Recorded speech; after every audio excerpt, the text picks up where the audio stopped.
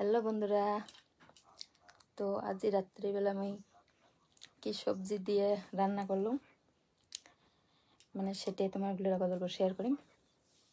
তো দেখাও।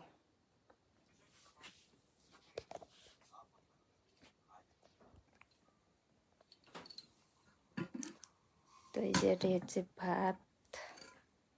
তো তারপাছত দুপুরে বেলা রান্না করছি আমি ডিম আলু দিয়ে একটা সবজি। তো এটা অল্প আছে। তারপর সাথে রান্না করছি একটা মানে লাবড়া, তো সেই সবজিটা অল্প আছে।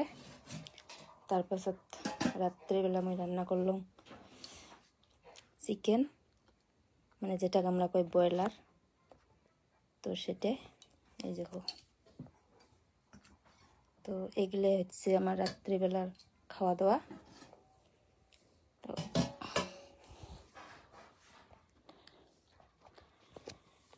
তো রান্না বাড়ি করে থুয়ে ফ্রেশ ট্রেশ হয়ে ভিডিও করতে করতে